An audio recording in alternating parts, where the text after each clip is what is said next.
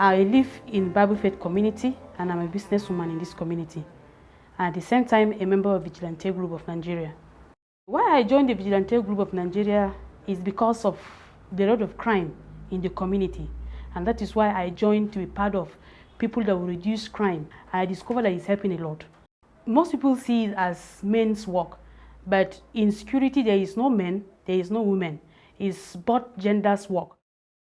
As officers in the communities and as mothers in the community, to make sure that the community is secured peacefully and that our children can go around without any issue. This community is a border community, and which comprises Muslims and Christians. And most of the border community, you discover that there are high rates of crime.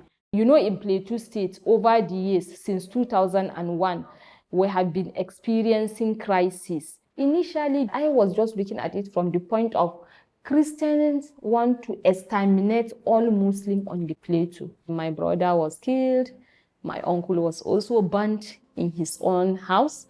Our livelihood, we used to have a shop where we do sales provision. It was totally destroyed at Gadabiu market.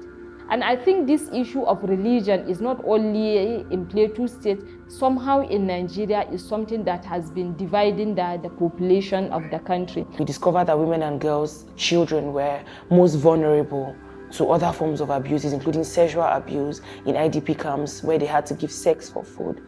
And they were most vulnerable because their husbands had been killed, their sons displaced. So we had increased reporting, but we didn't have enough facility to take in as much survivors as would come to us.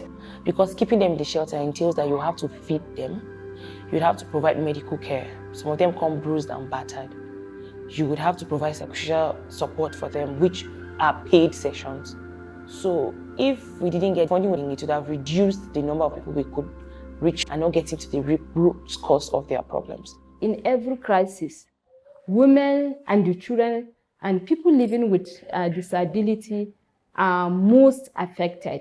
But I have seen that after the 2000 crisis, all the responses that are coming as a result of the crisis, their target are men and also people in power, leadership, people holding big leadership positions. And people holding these big leadership positions are not women, are like 99.9% men. And that is why the cycle of the violence kept going. It will go and come back because the people that are affected are not being targeted for the response of the conflict. And for me, that is my motivation. Let women be there. Let more women be participated in the area of peace and security because they are most affected by conflict and insecurity. Seriously, it has helped me. It has really opened my eyes as a security officer and even as a woman in the community. I find myself doing the right thing. We celebrate Christmas and Salah together with them. We cook and share, dancing joyfully without any problem. It has really given us strength. And whoever sees you respects you. I earn respect with this work because they discover you're doing it wholeheartedly. There is no two ways about it. The project is now like giving women a safe space for them to sit, discuss their issues, and also propound solutions to those issues. Some of the community leaders, traditional leaders, were able to co-opt some of the women because they have seen their contribution in bringing peaceful coexistence between the Muslim and Christian. And some of them are now serving in some of the traditional council of their communities. It is necessary to empower women so that they will have a functional vocational skills for them to be able to learn a skill and also to practice this skill for them to be earning a living.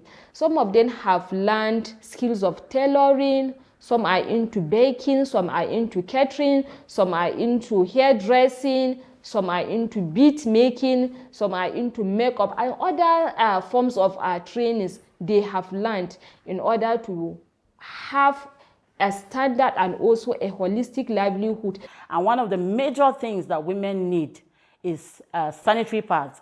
And for my organization, we decided to train them on the production, packaging, and branding of the reusable menstrual pad.